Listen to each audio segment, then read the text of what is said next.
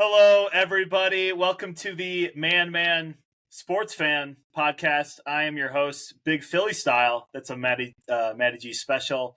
With me is Matty G himself, roster 2 guards, Fremdog Millionaire. What up? The D-Forespondent, Chris Smith 9, and Hayden, our special guest from that Wisconsin couple. Give it up for Hayden. Thank you very much, gentlemen.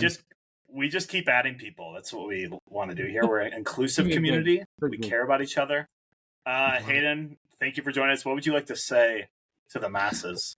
Hey, first, it's a pleasure. I've been wanting to get on here. I know NFL the most out of the sports you guys talk about, so I figured this was the time so I don't sound like a complete idiot. So that's nice. But on terms, look at that right there, that Wisconsin couple. You guys should go follow that. All social medias.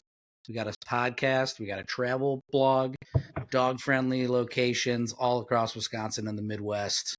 We got a nice little following coming right now, so it'd be nice to bring some more sports fans in there, so we can maybe do a little more sports content. That'd be nice too. Appreciate the invite, boys. You could do other tours other than Lambeau. You know, good.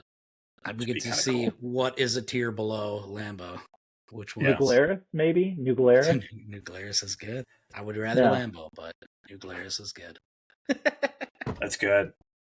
Yeah, well, before we get into football, I don't know if you've heard of this player named Shohei Ohtani, but he recently did something no one else did. Went 50-50 and above and beyond to break that, or to create that historic moment in one game against the Marlins at 4:40 in the afternoon Eastern time. He hits 3 home runs, 2 stolen bases, 6 for 6, 10 RBIs. Is there any game from any other sport that tops what Shohei Ohtani did to break that record? I don't think that can properly be appreciated. In so many ways. I can't quite think of anything because it's not just, you have to look at a season, right? You can't look at just like a game. You have to also look at baseball being a 162-game season, right? So this is a very long, grueling season, a lot of attrition, a lot of injuries. And just in today's game, I mean, I think we even saw home runs kind of be stunted early in the year where we didn't see a lot of home runs the first couple of months from a lot of players. So in the environment, baseball keeps playing with their baseball in terms of what, the juice in it or whatever. So it's wild. Guy's not even pitching this year, trying to rehab his arm. I think it's incredible. I don't know if you can quite. I don't think we can quite understand what he's doing right now, because I don't think anyone's going to get anywhere close to this mark. Yeah, I think given the context of the moment, first player ever to go 50-50, and he puts up a game with a stat line like that. I mean, that's video game numbers. And I want to call this out because I think it's important. My MLB 2K11 player, shout out Daniel Ray Don Baker, screenshotted, once had a game 7 for 8, 3 homers, 14 RBIs, and 6 stolen bases. So that's really the only game that I can come up with in my mind that was better than Shohei. Maybe the first thing that comes to mind for me, like as far as like record-breaking performances, is Randy Moss breaking the single-season record for wide receiver touchdowns against the Giants and scoring the game-winning touchdown at the same time. But, even that may not compare to Ohtani. And I got to be totally honest with you. I don't think that 20 years ago I would have ever said this about something that happened this monumental in baseball. But I honestly, it didn't really register for me. And frankly, I think I've had just such a falling out with baseball and over the past few years, and I'm not really sure why. So it was strange for me this week because I did not think that I really, really wouldn't care about this 20 years ago, or even like 10 years ago for that matter. And it just kind of didn't really register for me for some reason. I'm sorry, guys. Yeah, thank you for apologizing, because it registered with all of us, and we felt that when Shohei did it. So it's sad that you say that, considering you're a Brewers fan, and they've been really good the last 3 years. Like, what are you following? What are you doing? Typical Brewers fan. Yeah.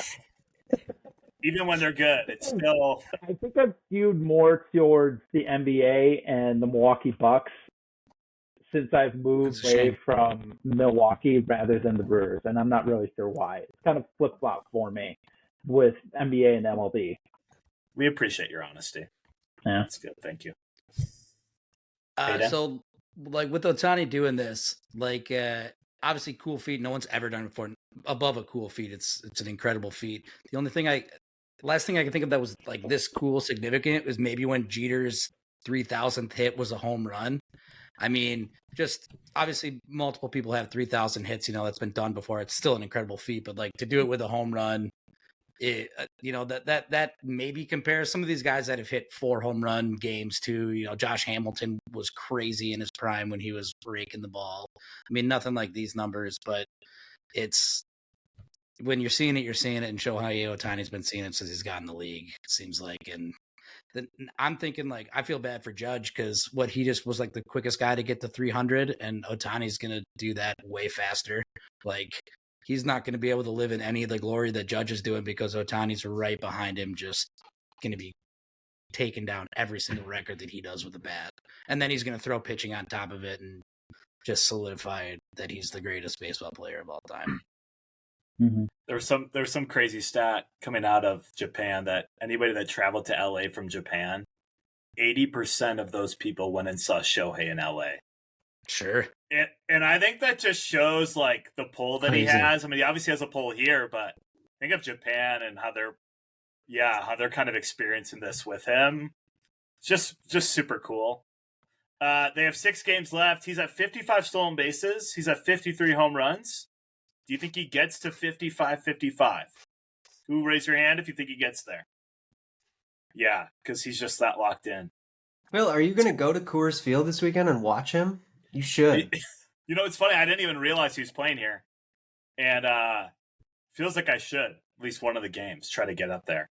That's the beauty about baseball, too. Like, with you were saying, those people that travel from Japan, like how fortunate that there's so many freaking games that happen all year long that you get an opportunity like to just walk down the street in LA and go watch Ohtani play. Like, and then like, he just broke the record or just got the 50-50 and now he's coming to your state halfway across the country. And it's just like, man, it's cool that's the one good thing about the long baseball season is people get the opportunity to see these guys that are doing crazy stuff on the regular. And like many of you said, I don't know if we see it again. Ohtani might be the only guy to do it again.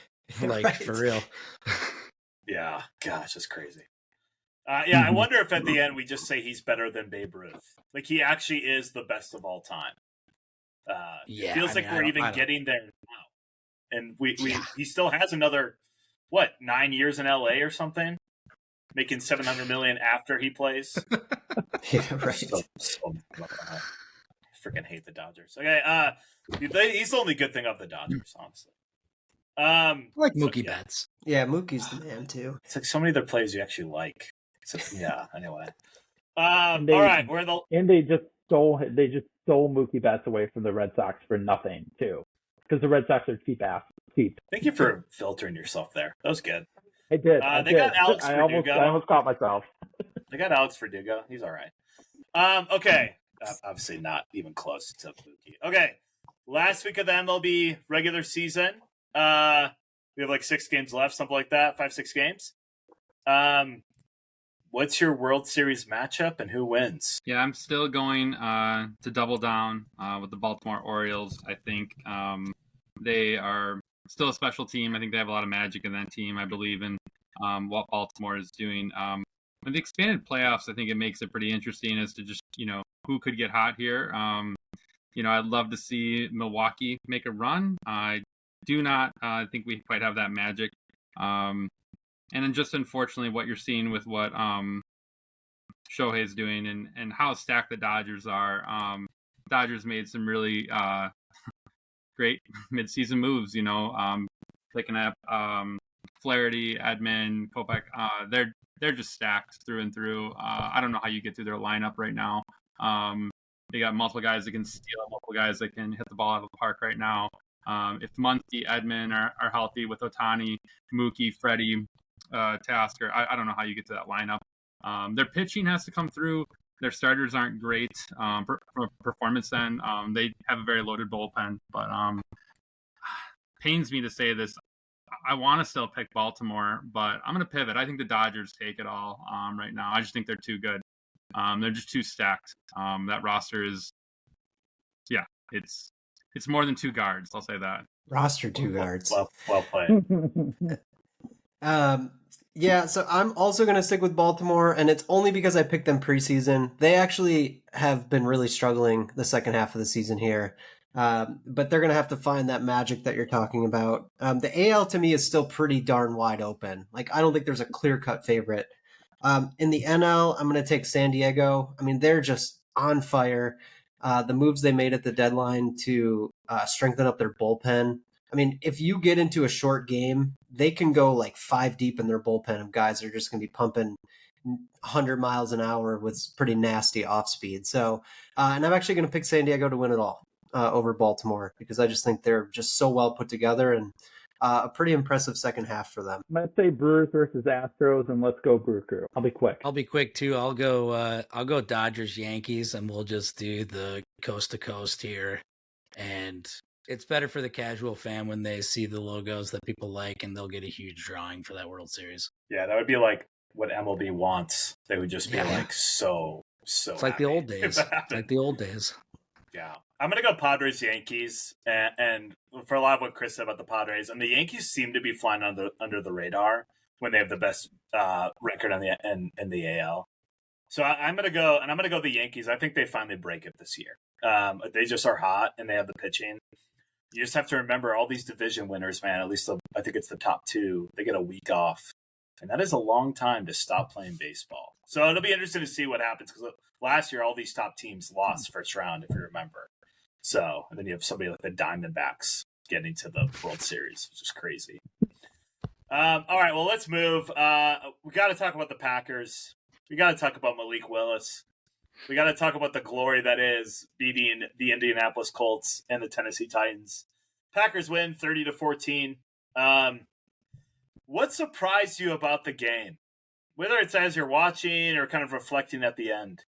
What surprised you? While you guys talk about our offensive Malik, I'm just going to go cut to the chase in the defense. I've been down on Hafley since we Hafley. I still can't get his name right. I've been down on him since we Jeff Hafley. Hired him. I think that's the pronunciation. I think only so. Hafley right here. So point being, just bringing 5 or 6 guys worth of pressure. His scheme works. He's overwhelming a young quarterback like Will, call him Levi's. Just complete domination on the defense side of the ball. Just love the pressure up front. They didn't have any answer for us up front. I think Tennessee has a weak offensive line overall from what it looked like, but just really like this scheme. I think everyone's bought in and really just you just see the playmaking ability. Guys like Jair McKinstry, we're flying around making plays, and you just love to see that energy. If Love can come back in the next couple of weeks, this team could be on fire and could really be a force to be reckoned with because this defense looks scary right now, which is fun. Yeah, for me, I mean, just kind of wrapping up the last 2 weeks, what surprised me is they just never trail. You have Malik Willis, and they never had to put him in a situation where he could potentially fail.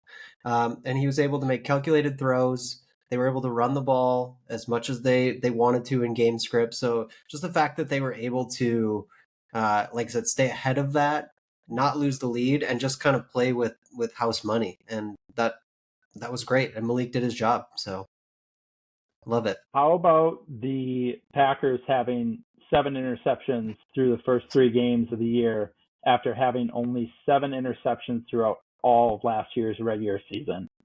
Seriously,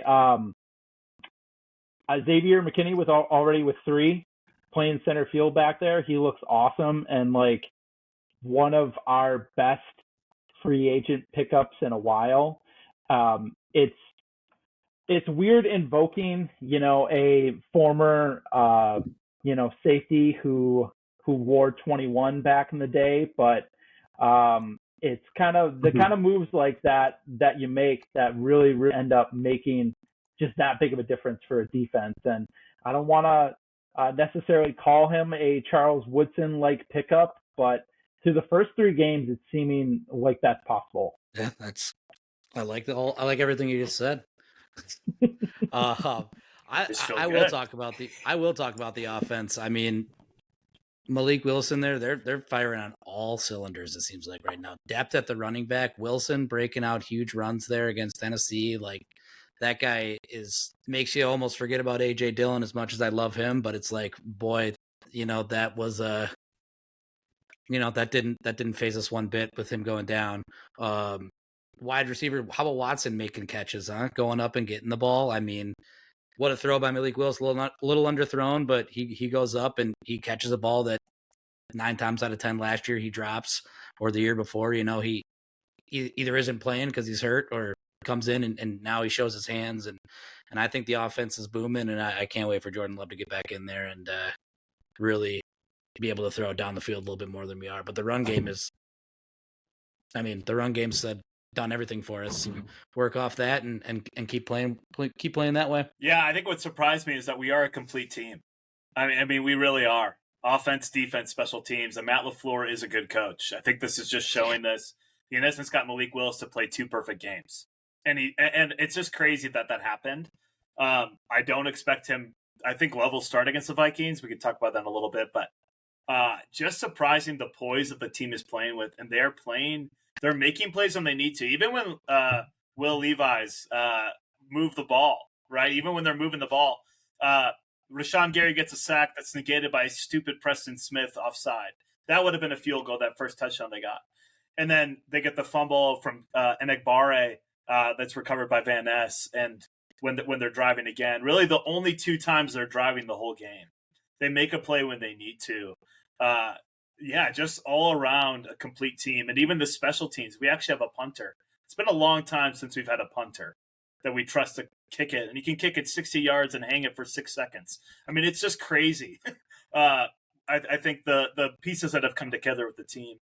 What have you learned about a player or just the team as a whole? Is there anything you've seen in terms of one specific guy, or just something that maybe stands out that you just haven't expected this far through 3 weeks? Yeah, Van Ness, I think, just seeing the pressure from him, seeing some of our young linebackers step up. I can't say enough about the defense. I just think there was a lot of question marks going into the season, a lot of youth who were not sure what we'd see from this team. So, just touching on the offensive side of the ball, I think, just seeing the playmakers come together here, seeing guys step up and make plays, seeing, Watson go for a ball, seeing, Reed make plays across the field, Wilson getting his first touchdown. All these guys just coming out and showing up, I think, to really let Malik shine. Because obviously Malik is making throws, making plays, but guys stepped up around him to really, help him have 2 really great games. So, just I think we said it here. Team effort, great coaching. I'm really excited. Yeah, for me, I mean, it's more like bigger picture. And Phil, you and I talked about this on the phone the other day, but it just shows that good teams build winning cultures. And it doesn't matter who's playing QB. It doesn't matter who you're bringing in. Like, the Packers have an identity. They don't really deviate from that. Obviously, signing Xavier McKinney was sort of like off the script, but look how great it's working. But they just know how to win, and they have a locker room of players that believe that they can go and beat. I mean, granted, Indy and Tennessee aren't great teams, but with Malik Willis, they probably both should or could have beat us. But we just outplayed them. We didn't make mistakes, didn't beat ourselves. So, the fact that Love's going to come back into this situation, I mean, it just the ceiling is so high for this team, and that's great to see. It would be really nice if I got a phone call one of these days from one of you guys midweek to talk Packers. I mean, I called Slim on Sunday to talk fantasy football before kickoff. He didn't answer, and then he didn't even no follow-up text, no return phone call, nothing. He doesn't talk on the weekends. He's got fantasy football too. I was at Sam's Club. I could not be priorities. Could not be preoccupied. He should have been at Costco, but he happened to go to Sam's Club. Terrible choice. Sam's Club, okay. Your discount Costco. He's just making bad decisions left and right. It's okay. Yeah, a little bit. I got to shout out Kingsley Enagbare. Where did he come from on Sunday? Man, if he is that explosive, he just exploded through the line on a couple of different runs or a couple different pass plays. if he's that explosive for the rest of the season, like watch out NFC North. And it could be that the Titans O-line is just that bad, and they were a sieve on Sunday. But man, there were a couple of plays where he really, really stood out. And I'm hoping that we get to see more from him in upcoming games. So I'm gonna do a little combination piece here, and I'm gonna say Matt LaFleur just coming out and proving. I mean, Phil touched on it a little bit there, like coming out and proving, hey, I don't need Aaron Rodgers.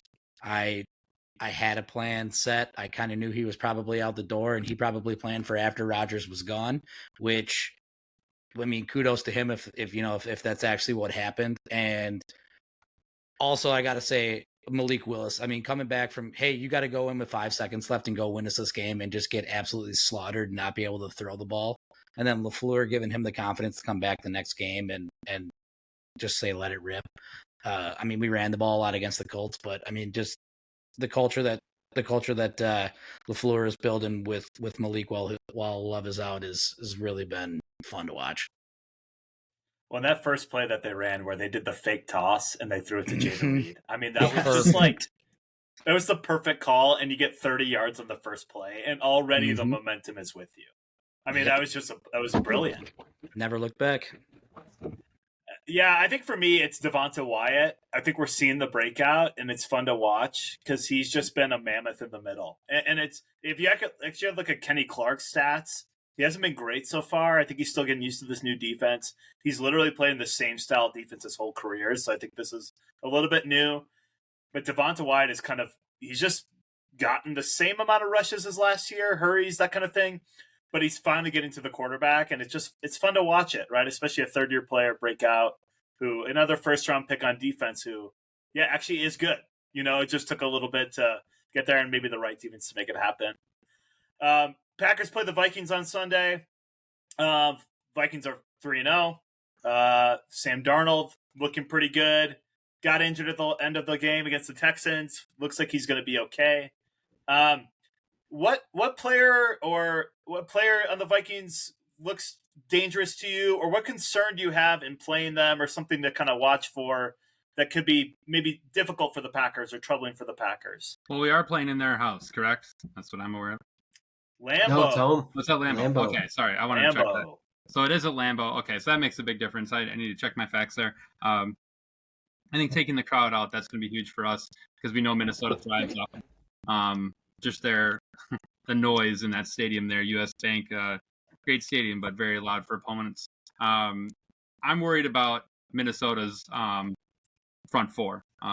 They added Greenyard. They added Van Ginkel up front. They are beasts. They've given Purdy pressure. They've given Stroud pressure. Stroud is limping off, near the end of that game against Minnesota. And so Houston came in there as kind of a juggernaut. You had San Fran coming in there, obviously without McCaffrey, but still, these are juggernaut offenses that have been highly successful, and Minnesota has been a buzzsaw for them. So pretty concerned about us doing much offensively and what they can do to us defensively. They have veterans like Stephen Gilmore in the secondary. I think we have to be really safe with the ball, and not very confident about a Packers W here. I think Minnesota has a pretty great formula working for them right now, and it's pretty scary, if I'm going to be honest, because they have a really great defense led by Brian Flores, who should be an NFL coach right now. And then Sam Darnold is clicking on all cylinders right now with, our guy Aaron Jones and Justin Jefferson. They're going to be a force to be reckoned with. I think they have a really special formula working for them right now. We're pulling a Chris and looking pessimistically on our Packers. Right. It's unfortunate. Yeah, I feel like I should keep going with it. What I'm most concerned about is that Kevin O'Connell is just a really good coach. And I think he's sort of underrated still, maybe not for too much longer, knowing what they just did to San Fran in Houston. But I'll take the low-hanging fruit, but I think the revenge game narrative with Aaron Jones does concern me a little bit. I mean, I know he'll be super amped up for this game, but it just goes back to our D-line and linebackers. If we're able to stop the run early, I think we can control the game. The other thing is Jordan Addison might play this weekend. I don't know how effective he'll be, but that's just another weapon that we have to keep an eye on as well. So I'm hoping that we can avoid longer third downs this season.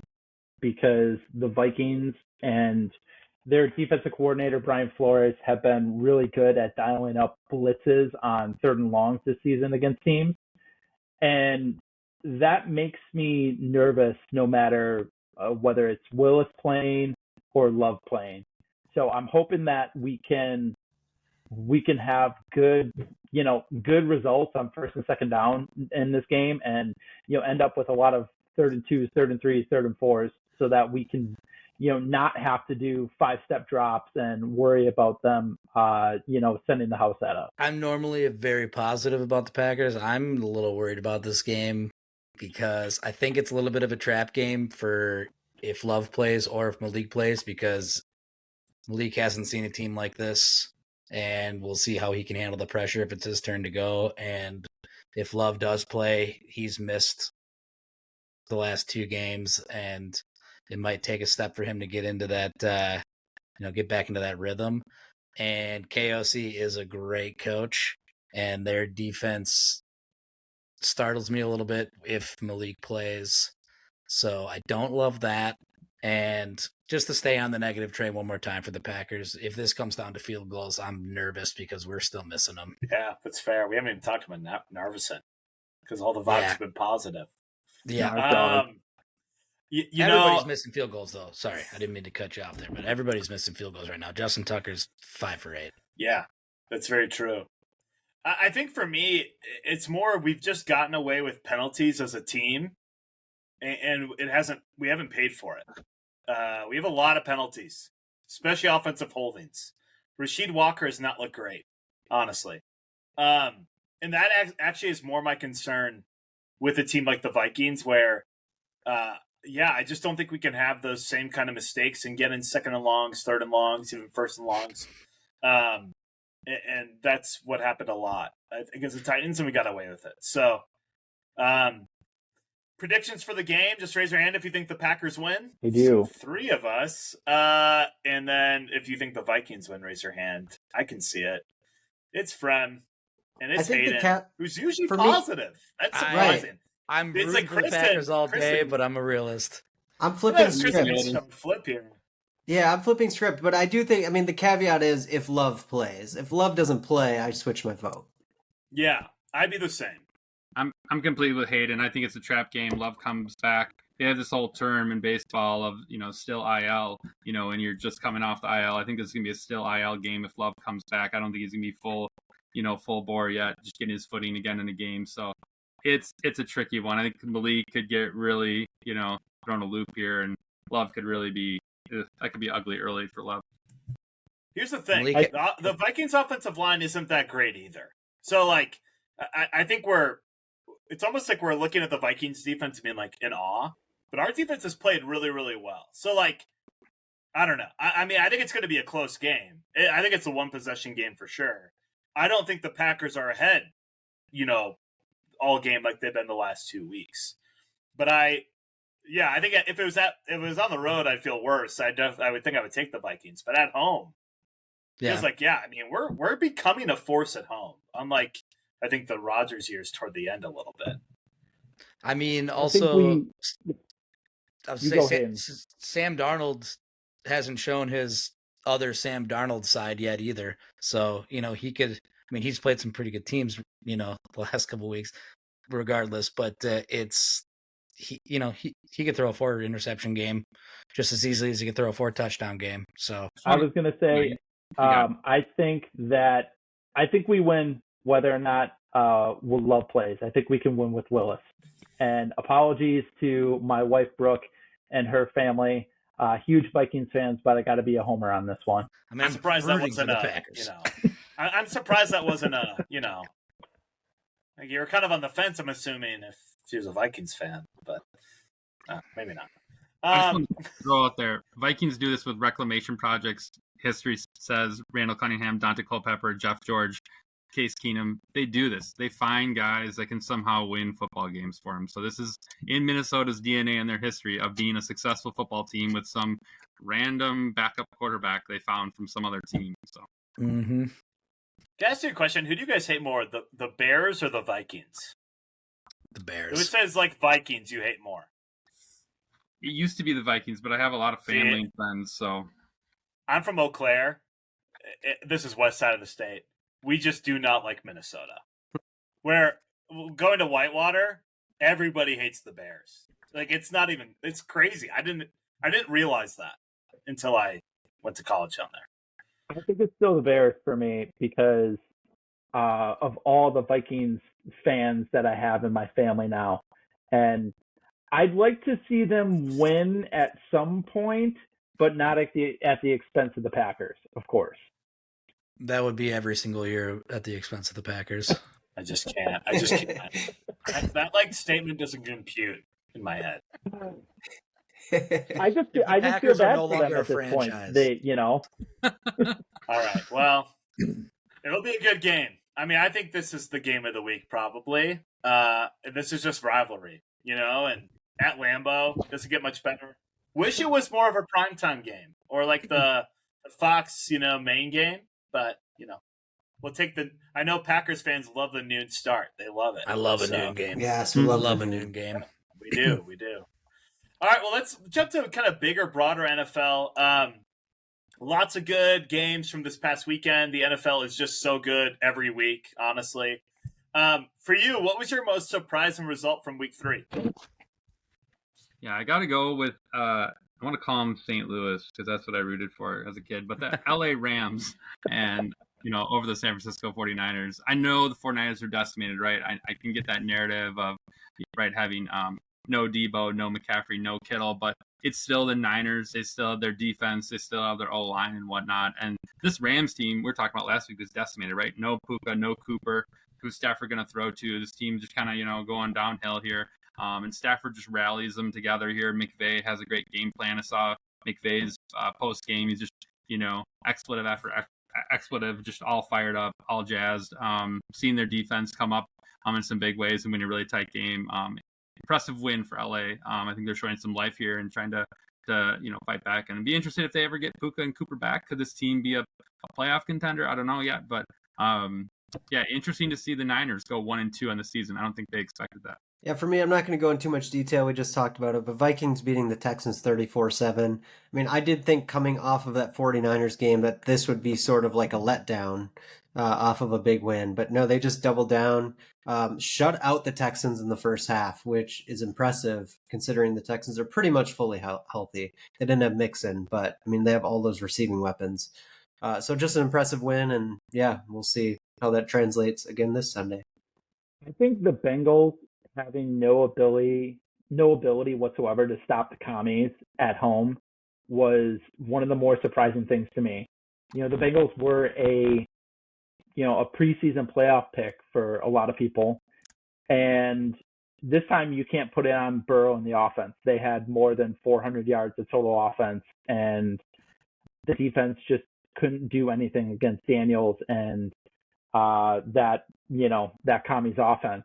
So that Caleb Williams rookie pick is looking even worse and worse for me every day, unfortunately. Even though he put up though he put up I think like 20 some points last week in a losing effort, it was pretty tough to see. Well, it's hard to root for Commies. I am rooting for Commies. I didn't really watch a lot of this game, but the score stood out to me was the Broncos beating the Bucs 26-7. I don't know if this was just a combination of the Broncos found some sort of life for a game and the Buccaneers just had the worst game they're going to have all year. But Bo Nix, I don't know anybody that Bo Nix is throwing to on the Broncos. Like, I don't. Is Bo Nix their best? Is Bo Nix their best player? Maybe. Like to go out and beat a hot Bucs team like that, and he he moved around, he threw some balls on the run, he looked like he knew what he was doing, and I don't know if it was just a flash in the pan and he caught the Bucs on a bad day or what, but that surprised me the most, I think. Yeah, man, the NFL's just so good. It's just every week, you just never know what to expect. It's a ridiculous anybody can beat anybody league right now. This is where, everybody says, oh, somebody has no chance. It's like the NFL disparity of talent just isn't that big. It just isn't between the worst and the best teams. For you guys, what is your most intriguing Week 4 matchup. Can I add What are you something here looking before we forward to? move on? Yeah.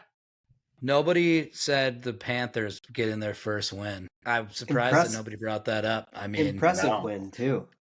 That was it not was, a fluke. was no. Well, I mean, we'll find out next week. But like, is just the burst that they needed? Just getting a terrible Bryce Young out of their lineup and getting the rifle in there and having him sling it all over the place was pretty sweet.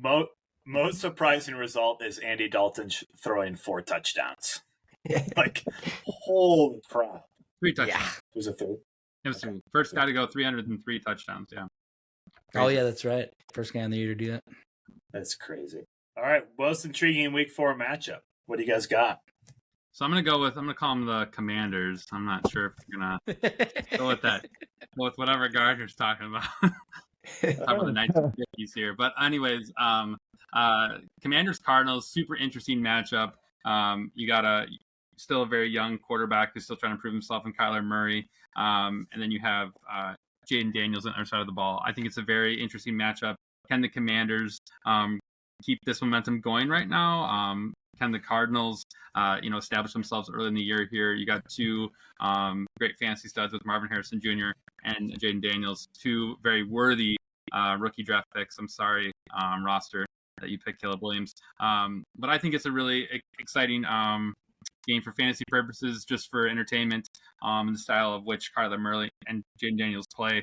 Expecting some big splash plays in this game. Yeah, so I got Saints at Falcons. I think the NFC South could be one of the best divisions in football between Saints, Falcons, Buccaneers, and I don't know which team's going to win the division. And I think this game might show us something. The last 2 weeks, the Falcons are looking a lot better. Could have beat the Chiefs on Sunday if things went a little bit differently and they just decided to throw the ball instead of run it in 2 consecutive plays. But I also I still have questions about Derek Carr. Is he still good? Is he what he was the first 2 weeks, or was he more week 3 Derek Carr? I would lean towards the latter. But that the Saints are just a well put together team in terms of talent, so they'll be able to hang in games.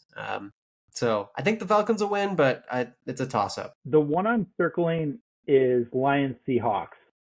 Guys, the Seahawks are 3-0.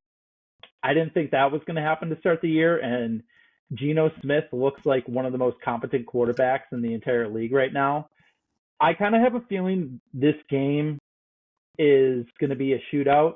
I feel like a 35-31 or like a 38-30 kind of shootout. And this is the kind of game that the Lions, if they're going to be the Super Bowl contender that people think they are, this is the kind of game that they need to win. So I'm excited to watch that on Monday night. I'm going to go Panthers, Bengals. And we're going to see how bad the Bengals defense is. And if they turn around right now and go 0-4 and lose to the Panthers and have Andy Dalton go 2-0 on the year, I think that's going to be one of the biggest headlines in the NFL next week is what in the hell happened to the Bengals and why is their defense so incompetent? Yeah, because everybody and their mother will be picking the Bengals to win that game because they're 0-3. Oh, yeah. Right. Yeah, the Panthers just came off winning by 30 points. Yeah, So huge momentum for the Bengals or for the Panthers going into this game. And the Bengals, I mean, I thought last week was must win. Talk about must win. I mean, they got to be feeling the pressure of if we lose this game, we're the laughing stocks of the NFL right now. crazy. For me, it is Packers-Vikings. I just think it's going to be that good of a game.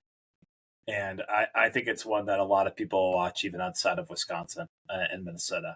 Because I think it's just going to be – I mean, this will show who's kind of headed in the NFC North. The Vikings win, they're 4-0. If the Packers win, it's 3-1, 3-1. So, yeah, I honestly think that's the best.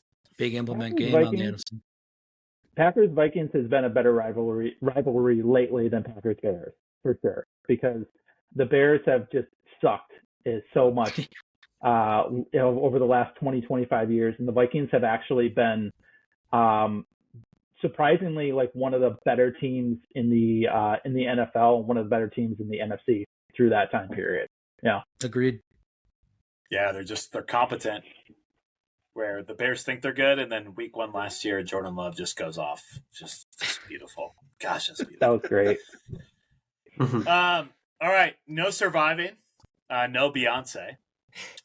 Favorite most likely to get upset in week 4. Mr. Hato over here stole my pick, but yeah, I think the Panthers are going to take it to them. The Red Rifles going to get revenge here. Red Rifles Revenge. I think that's the title of the game. Ooh, I like Sounds like a that. good old That's Western. really good. Man. 3 R's Headlines. there. Headlines would be a great headlines. segment.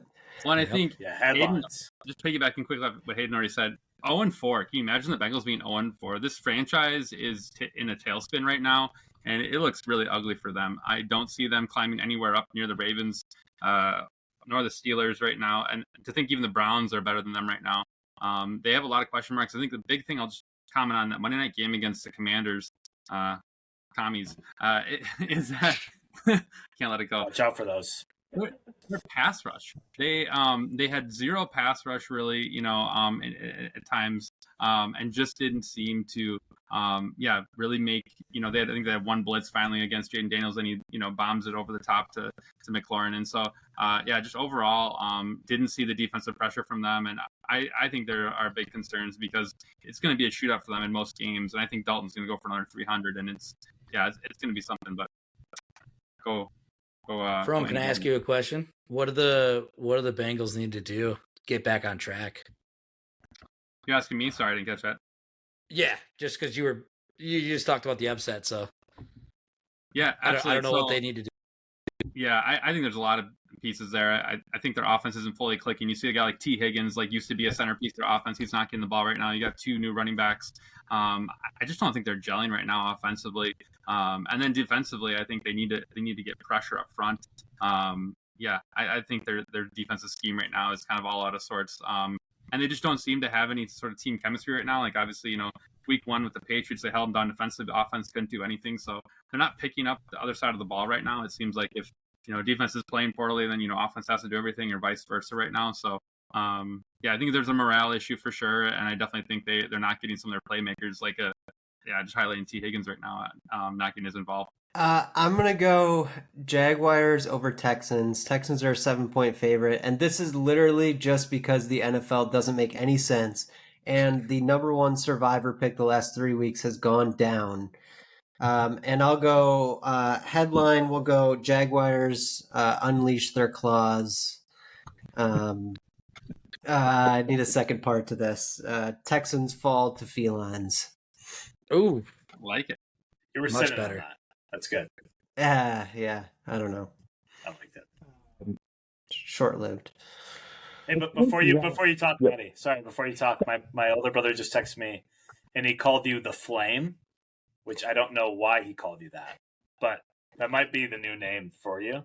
And he said you calling out the over/under on Will Levis, his turnovers, he felt like you're a bit of an oracle from last week.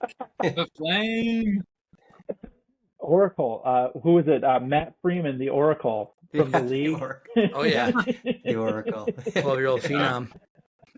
Big Colts fan. He's a fantasy football genius. Yes, he is. The Oracle. My party, my Oracle. I think I'm gonna go with the Broncos to beat the Jets here, and it's because the Broncos have surprisingly played 6 straight quarters of fairly competent football. The second half against the Steelers, they actually looked pretty decent, and then they just smoked the Bucs last week. And I think their defense is good. Patrick Surtain, their cornerback, can certainly cover Garrett Wilson one-on-one. And it's going to be reliant on the Jets' other playmakers, Allen, Breece Hall, and Lazard and Conklin to actually make plays for Aaron Rodgers. So I'm kind of circling that one as a potential upset. I'm gonna toss between 2 here, but I'm gonna go Giants over Cowboys on Thursday night. Mainly because I want to see that. I want to see the Giants beat the Cowboys because I think the Cowboys are trending towards Bengals right now, as in they don't really know what they are. They can't. They're not gelling. They're not clicking really anywhere. The Giants, they got some momentum going in here. Malik Neighbors is real. Daniel Jones probably isn't real, but he can win you a football game, and that's a big rivalry Thursday night. All lights on them, and I know Dallas likes to have all the spotlight on them, but they also like to disappoint their entire fan base when they have the lights on them too. So I'd love to see a Giants over Cowboys this week. And I'm just going to echo what you echo. Like, I actually think the Giants will beat them. I don't know what it is. It feels like the Cowboys will go in lackadaisical. Still feels like they're filling out the Mike Zimmer, the / Chris Smith defense. And look at that. Gosh. So spot on too. Yeah. I mean, we say Phil Smith's the dad, but we're not really sure. I just think the Giants are going to beat them, and Cowboy Nation being sad and having tears is just what we all want to see, honestly. Well, hey, NFL's good. Man, you could just watch NFL Red Zone. If you have YouTube TV, you got NFL Sunday Ticket. Gosh, I mean, there's just so many good games. It feels like the finish of each of these games is just so good. So, are you doing an ad read? Are you doing an ad read, like ad-libbing an ad read right now, Phil? Is that what's going on? I love YouTube TV. You should buy it. Yeah, get it. It is great. It is good. Yeah, I'm sharing with two guys in Houston. Yeah, we're making it work. All right, let's jump from, and we're going to actually stay on NFL. Actually, we're going to stay on NFL, but we're going to move to fantasy football top 10 by position after 3 weeks. We're not going to state all the players in the top 10. What we want to give you is the state of each position, kind of like the state of the union of the quarterback, state of the union of the running back. Continue. What is the stud that we see? And then what's the surprise about the position itself? So, Fred, we're going to start with you with the QBs. What is the state, the stud, and the surprise? Yeah, the state is touchdowns just aren't being thrown right now. I don't know what the numbers are now after 3 full weeks, but after 2 weeks, numbers were drastically down. You're looking at Andy Dalton having the first 300-yard game with 3 touchdowns of the year. I don't think anyone could have predicted that. Just in general, I think, we've talked about this before. Is this like, first, 3-4 weeks now? Is this like kind of like essentially preseason in the season kind of deal? So I'm not quite sure. I mean, I think we've highlighted here, I think Ross already said it earlier, it's all timing, right? In offense, you got to then expect a lot of these routes are all timing concepts. So you got to imagine that's probably the issue, I'd imagine. Guys hold out, guys are getting franchise tagged, all these things. They're not getting reps, they're not in camp, etc. So hopefully that's a part of it, and hopefully we see the passing game bounce back, because right now I'd just say things are unpredictable and things are kind of slow moving in the passing game right now for quarterbacks. Obviously, guys that are making huge fantasy splashes are the guys on the ground. You got the top 3, Josh Allen, Lamar, and Jaden Daniels here. Jaden Daniels is obviously, I think, the big surprise here. Top 3 fantasy quarterback right now to start the year. This guy looks special. I think everyone is holding their breath if he gets injured. He is very mobile. I'm very curious to see if he can hold this together. And I think a big surprise, I'll go like Jaden's my stud / surprise, but a big surprise here is who you don't see in the top 10. You don't see Patrick Mahomes in the top 10 here. And so I think, most would argue he's the best quarterback in the NFL. You don't see him in the top 10. So I think indicative of the passing game being slow right now. You have the likes of Sam Darnold, Baker Mayfield, Derek Carr in the top 10. I don't think we could have predicted that to start the year. So some just unfamiliar names in that top 10 and some familiar names outside the top 10. I'm curious to see what we see after maybe, midway through the season, if that's still the same way. Yeah, I don't think anybody would have thought that Sam Darnold would be QB4 3 weeks in. So, running backs, they're back. They are back. It feels like 2010 all over again, guys. 7 of the top 21 players in half point PPR right now are running backs, and it just seems like if you didn't pick one of the studs this year, if you didn't get 2 of the studs this year, you are going to be losing in your fantasy football league. See Matt Gardner's team right now in Christmas League.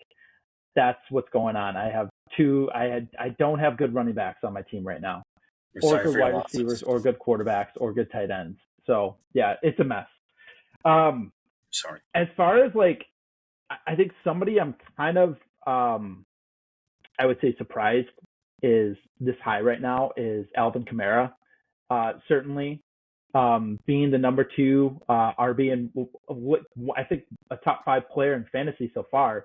He might be RB. I think he's player number 2 right now in half-point PPR. So I didn't see that coming before the year.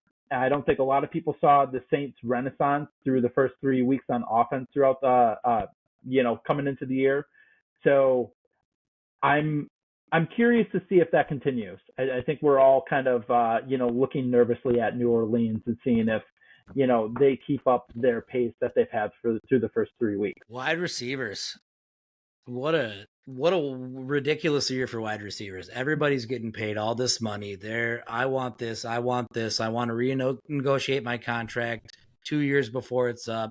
I'm not going to play until I get paid. These guys 5-6 years ago when that boom happened, sure, but they missed the ship, man. Young quarterbacks that can't gel quick enough in the league with even younger wide receivers coming in. They got to trying to deal with the veteran wide receivers and these young guys. It's too hard to get on the same page for how young the quarterback field is right now, I think. And they are just not throwing the ball very much at all. These top 10 wide receivers, Malik Neighbors is number 1 fantasy wide receiver this year. I mean, I thought he was going to be good. I didn't think he was going to be anything with Daniel Jones, so kudos to him for doing that. But you see guys like Tyreek Hill, granted Tua got hurt. I get it. Like, that sucks. There's nothing he can do about that. But put him in the scheme some different way. They're just not doing that. And I think Rashee Rice has been my stud for the year because I think people assumed he was going to take over the role, but I think people thought Kelsey was going to have a way bigger role in the whole thing, and he's just kind of stolen the limelight from him, and it's turning into a ground and pound running back league now, and I think that ties in with how young the quarterbacks are and how young the wide receivers are and how people bounce around way too much now. It's kind of becoming the NBA with how these wide receivers think they need to be treated. And I don't really like it too much. And I love watching quarterbacks air it out to wide receivers for having them moss people. And it just hasn't been that this year. And I don't know if it's gonna how much better it's gonna get. I have tight ends. Yeah. The state of the position. Let's just say, and this is putting it lightly, that it is not good. There are other words I could say that wouldn't be good for the Man Sportsman more podcast, fun. so I won't say it. It might be more fun. I might feel better. But for the viewers listening, especially the young kids out there, I won't say it. But it's been really bad. It's been horrible. It's been actually awful. Chris got rid of the tight end from our fantasy league, which is now called Curb Your Seinfeld. But he did this like 9 years ago, and everybody was like, why are you doing this? It's like the kicker and tight end. Everybody's like, let's hold on to the kicker and tight end. Like, these are our own children kind of thing. And we brought it back this year because we thought, hey, we have a lot of good tight ends. This is going to be a very good position. There's going to be probably a good 10 that you could start regularly and feel good about it. And literally, it's been the worst it's been in years. Like, years. Roster, what was the stat you told me before we started recording here? Tight ends through the first 3 weeks have 11 touchdowns. 10 years ago, they had 43. It's so bad right now. Through 3 weeks. Yeah. 3 weeks. It's just crazy. So the studs, Chris, did you have a thought? No. Okay. You were just right. Yeah, We should have trusted your leadership. I'm just upset that we did that. We went back. Hey, Never go back. We'll right the wrongs. It's all right. The studs, to me, Dallas Goedert and Brock Bowers.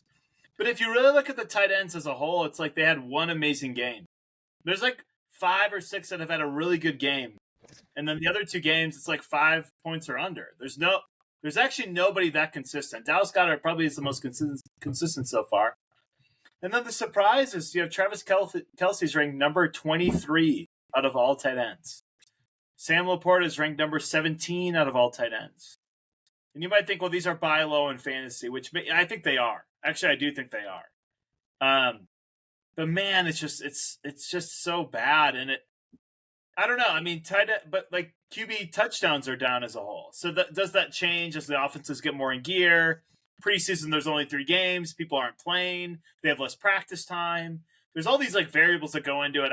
I think it does push a little bit better. I mean, I think it'll only get better, but yeah, it's just not good. It's not good. People are laughing. I don't even know why they're laughing. All I have to say is, we're not going to say that on the air, but let's get to the overall state of fantasy. Chris, being the our own oracle that we've had in our lives for the last 10 years, tell us what is the state of fantasy football? My fellow listeners, we are here today to talk about the state of fantasy football, and it is interesting to say the least. This is the second straight year where we are starting the season with a lot of soft tissue injuries, which is concerning because a lot of big names have already been ruled out in multiple weeks. But there is a sign of hope here. If you look back to last year at this time, this is when you started to see things kind of trend the other way. So, for example, we talk about the receivers. I actually think it's a great time to buy low on receivers in fantasy football. And that's because these quarterbacks are going to start getting into a rhythm. We're going to start seeing more 300-yard games, which means the receivers are going to get more targets, they're going to get more catches, more yards, more touchdowns, and all that. But as Gardner said, I think the running back, and just in the NFL in general, is back. And I'd be curious to see contract-wise what that looks like over the next couple of years. But in terms of fantasy football, we need to get some of the big names back. We're not seeing as many guys off the waiver wire, like our Puka Nakuas from last year. Like, we're not seeing those types of impact players right now, and I don't know if we will. But it's just an interesting time. The quarterbacks are down. So what I would say is it's not panic time yet. If you're 0-3, 1-2, and you're panicking, don't trade off any of your big name players yet. Let's wait a few more weeks. All you got to do is get in the playoffs and go from there.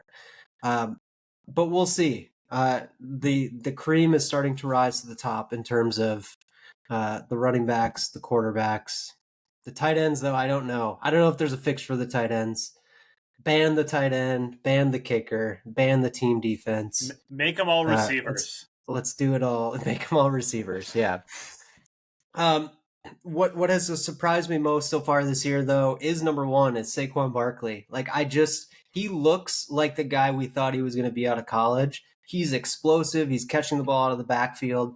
Like, he has been awesome. And if he can stay healthy, he has a chance to potentially be in the MVP conversation. And I don't even know if that's possible, not being a QB. They are who we thought they were. Right, that's right. And in terms of my biggest surprise, it's got to be those top tight ends. I think everyone was thinking they were safe picks out of the draft. Laporta and Kincaid and Kelsey. It's just not working out, and I don't really know why, because those are guys that are running a lot of routes and are getting open, but just not getting the ball. So hang in there, people. It's going to be okay. It's only 3 weeks in. Chris thought that I should keep Travis Kelce over Kyren Williams, and I am very glad. My team is still 0-4, but it could be even a lot worse. So Maddie, me and you together, man. We're just hanging at the bottom. Yeah, we're bad. I think this is the hardest fantasy football's ever been in terms of plugging and playing the right guys just all around. It's just there's so many rotations at running back, random guys popping off every week that you never see again, or just don't get the ball consistently enough. And there's a lot of I think it's pretty even position wise, especially like wide receiver, running back, where like you start your bulk of your guys. Like there's a lot of guys throughout the league where it's difficult to pick the right one. It's really just a crapshoot on who's gonna hit that week. Well, and a lot of the mid-tier receivers, everyone's like, oh, receivers so deep, it's going to be fine. I'm just going to draft like 6 of them and 7. Like, those mid-tier receivers aren't really producing. It's really like the high-end guys, and then there's this big gap. So I'd be curious to see if that fills up. Because otherwise, you're going to be, like you said, making uncomfortable lineup decisions every single week. does QB just not matter anymore either? Because all of pretty much most of the top QBs that were picked in our draft are top 10 QBs right now. I mean, Mahomes is what? Is he in the 20s right now for QB points? It's not good. He's 13. Again, it Yeah, doesn't- rushing QB. That's the kicker. You need a rushing QB right now to make a difference. Yeah.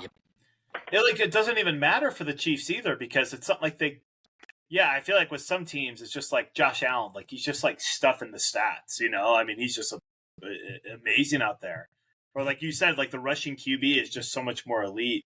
Whereas like these other QBs, just the other variables. I mean, the Chiefs really haven't been down in games, for the most part, and so they're not throwing the ball. But I do think it evens out. I really do. As soon as QBs get more up to speed with the offense. All right, well, let's shift. Talked a lot of NFL. Again, the NFL just keeps surprising, man. It's crazy. Whether real NFL or fantasy of NFL, it doesn't matter. We're gonna go to our own league, the Performance Enhancers, which has been the name for many years now. Lots of good matchups here. Went down to the final day. What we thought was the championship winner was Garrett Colley. Is he from Baraboo too? Yes, sir. He's producing a lot of goodness, man. It's producing a lot of good things. But what we learned, and Frem first put us onto it, is that Parker would overtake Garrick after it's all said and done because of an overnight stat correction. Chris, can you describe the stat correction that happened?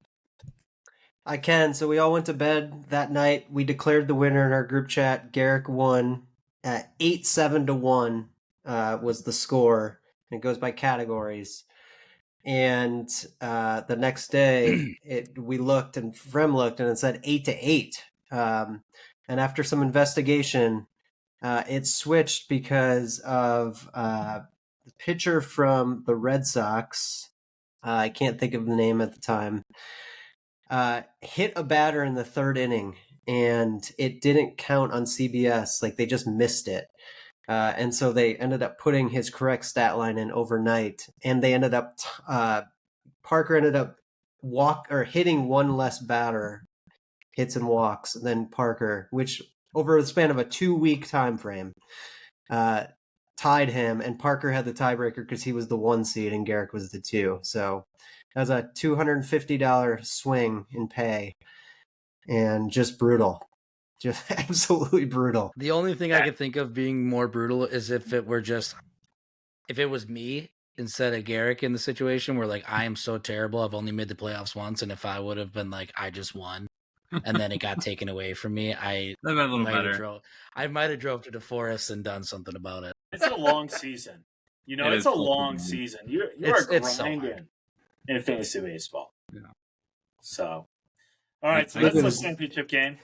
It's Nick Pivetta. He should have never hit anybody. It's Nick Pivetta's fault.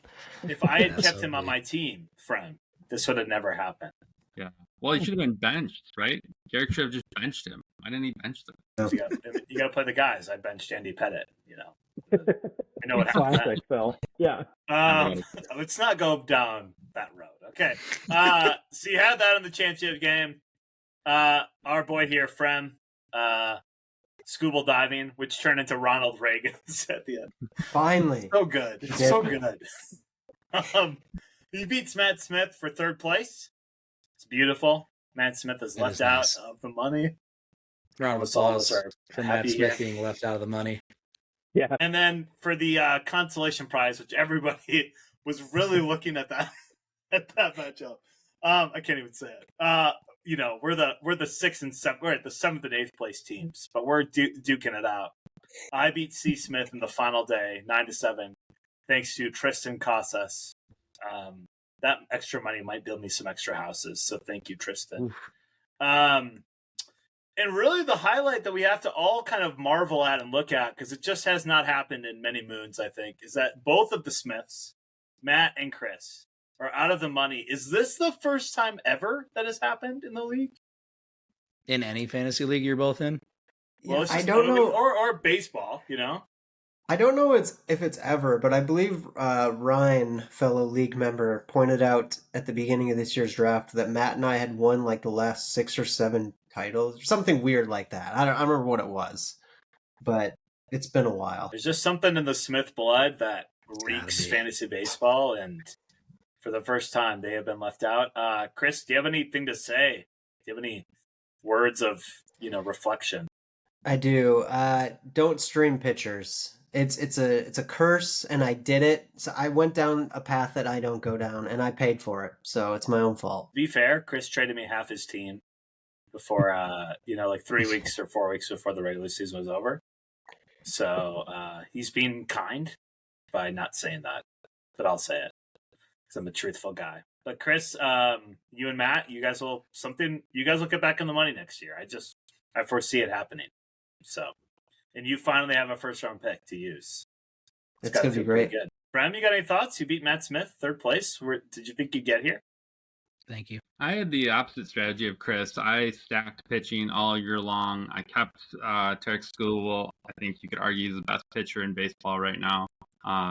And yeah, I relied on my pitching a lot. I got Julio Rodriguez, which we, Phil, Chris, and I all owned throughout the year. So he finally came to be productive eventually late in the season. But yeah, just happy to get 3rd place. I was a 6th seed, right? So if you look at it that way, 6 teams make the playoffs, and I still got in the money. So I'm pretty happy about that. Season didn't go as well as I wanted it to, but happy to be in the money here at the end. All about winning the money. That's for sure. It's been a long season. I actually it's weird not paying attention to any baseball. I really haven't the last 2 days, other than Ohtani. We're going to jump to our top 5. We always end with our top 5. We'll do some around the world of sports next week, boys. Is that all right? I think we're all right with that. So our top 5 is beverages, specifically non-alcoholic beverages, because I feel like for most of us, we could probably just have a top 5 of alcoholic beverages, which maybe we'll do next week for some other coming podcast. But rank your top 5, 5 to 1, and just highlight one. So start at number 5, go down to number 1, and just talk about one that you really want to kind of highlight for us. So you just want me to highlight one, only one? I mean, it's not that all 5 couldn't be talked about, but I think... read your list and then pick which one you want to talk about. Okay, read the list. Yes. Coming in at number 5, Barks Root Beer. I have an Icy at number 4, Ice Latte, Chocolate Milk, and Carbonated Water. I went with all carbonated water. I particularly like the Waterloo brand, which can be found at Costco. I don't know if it can be found at Sam's Club, but I'm going to keep coming back to that. The Waterloo brand of carbonated water. Love carbonated water all day long. It's my go-to. Which one do you really want to... Is that the Waterloo? Is that the pitch? Yeah, carbonated water. I can drink that all day, every day. I might even have one a day. Just love the carbonation. That's what I went away from soda years ago. Want to say, maybe 10 years ago. I remember being in grad school, shifting away from it and just getting into carbonated water. And just found that, hey, this stuff, once you transition to it at first, right, it doesn't have the same, sweetness. It doesn't have sugar in it, obviously.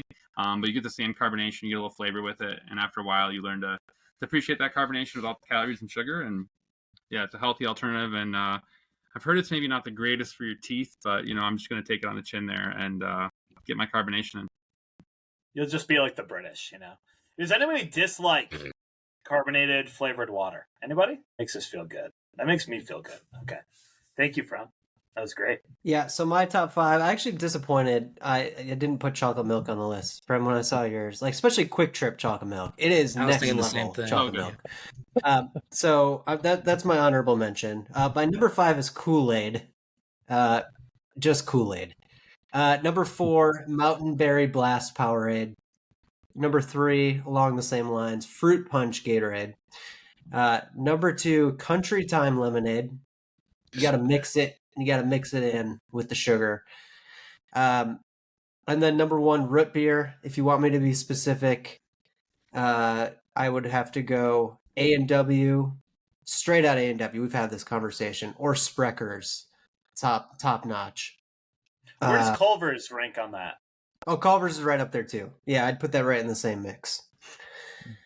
But yeah, just the nostalgia of pouring a packet in a jug and filling it with water and drinking it is great. So hence Kool-Aid and Country Time Lemonade on the list. I want to just ask you guys, when's the last time you've had Kool-Aid? Give me the year. It's been a while. 2024. Yesterday. Heck yeah. 2015 Heck maybe. yeah. Like Kool-Aid I wanna made the right way, because you can buy like a bottle like at the store of like No. Kool-Aid, but that's not the same. Can't count Gosh, I that. want to say 2006, man. I mean, You need, like, unless it was like one of those Kool-Aid like jammers, Kool-Aid Jammers. But Those are it's- fire Ooh, too. Kool-Aid Jammer. but it's been a long time since like the pour-in packet. You know, That was a cherry Kool-Aid. That was my number one. Ice blue raspberry lemonade Grape. Kool-Aid. Great Blue. Kool-Aid. I need to give a quick comment to Frem's list. The shout out of Barks Root Beer. So When good. I was a kid, we used to go to County Stadium where the Brewers played, and the family section in right field was called the Barks Root Beer family section, and we would always sip on a nice cold Barks Root Beer and watch the Crew play when we were kids. So good. As for my five, I've got Athletic non-alcoholic IPA. Honestly, the non-alcoholic beers they've been so much better lately than you could ever imagine. I mean, Old Duels is a thing of the past. Everything is they all taste like a good beer now. It's kind of crazy. I don't know if you guys have ever had them before, but I am a Pepsi over Coke guy, although I do like both. And then I've got Bubbler, not the drinking fountain, not the drinking fountain that people from Milwaukee say. And then I've just got regular coffee and boring water as my number one. And honestly, my wife and I got a reverse osmosis system in our house 2 years ago, and it literally will change your life when it comes to water. You will not be able to drink water from a tap anymore because of all the chlorine and everything else that's in the tap, or whether or not it's metallic or something like that. A reverse osmosis system will literally change your life when it comes to water. I do like water being the top. That's a good call. Hayden, what you All got? right, my list here. So I'm gonna put coffee at 5 because I enjoy it very much, but I don't drink it on the regular. So it's almost like a treat for me. Like I drink it mostly on the weekends. If I wake up and I'm just feeling not super lazy, I'll make myself a pot of coffee and enjoy that, especially in the cold months. What did I miss here? Sorry, boys. You guys are just giggling. Oh God. After coffee, I'm gonna go specifically Taco Bell Baja Blast. I mean, the first time this ever hit my lips, I was just like, "What on earth? What on earth is this liquid? It is so good." But since I have grown older, it has become too sweet for me to consistently get. But it is still high up there on the list for me. It tastes so good once it hits your lips. It does. It's still, I just want to freeze it in the winter and then thaw it in the spring and drink it. Oh God, I did not think that we were going to have a beer fest quote today, but Hayden, bring in the noise. Christ. I put water on the list as well. I figured I got to be healthy at some point in my life, so I do like water. I really like Life Water. The bottled Life Water from Quick Trip. It is delightful, and I love the giant torpedo bottle that it comes in. It just makes me feel cool drinking it. So I really lean towards Life Water when I'm thirsty for that. This was tough. This was almost my number one, but specifically McDonald's Diet Coke from the fountain. It is so crisp. They have that down to a science at McDonald's. It is their own specific recipe. They put a different amount of syrup in it than a normal like can or bottle that you would get out of the store.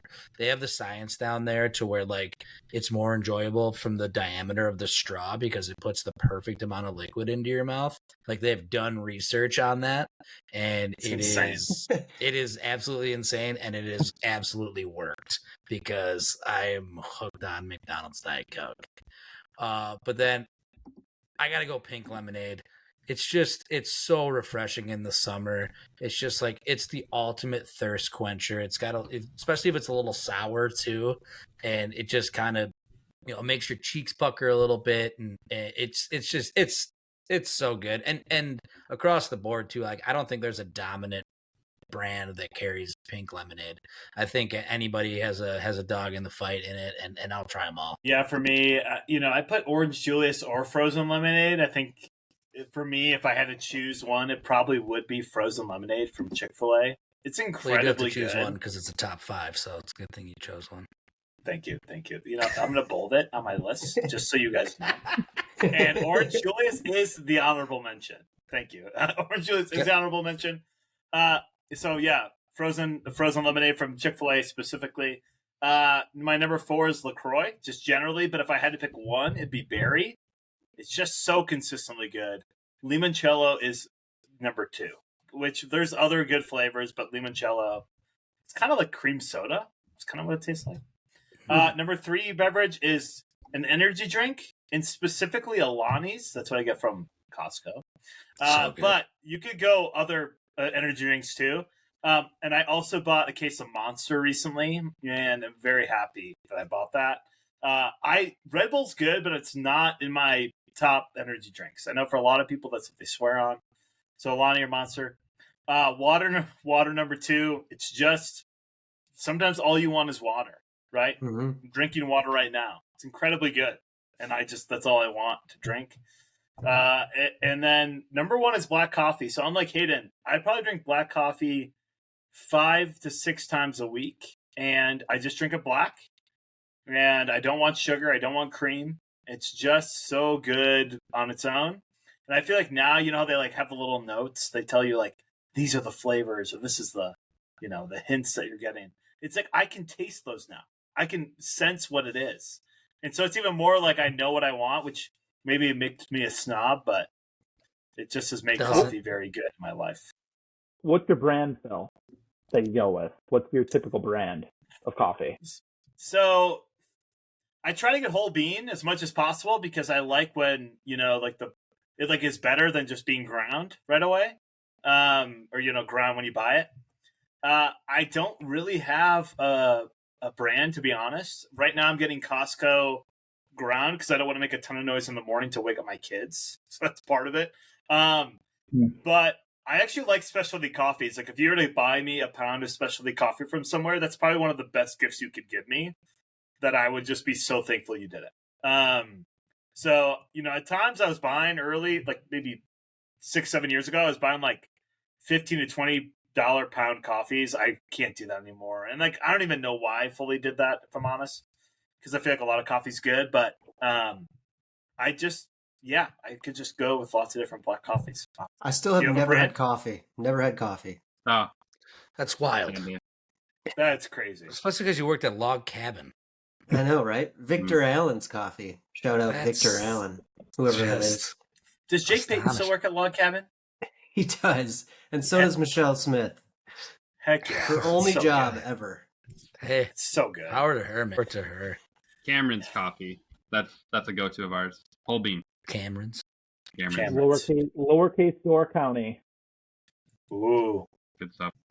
You got that was a Kyle Edwards shout out there, Chris. Or no, Phil. Yeah.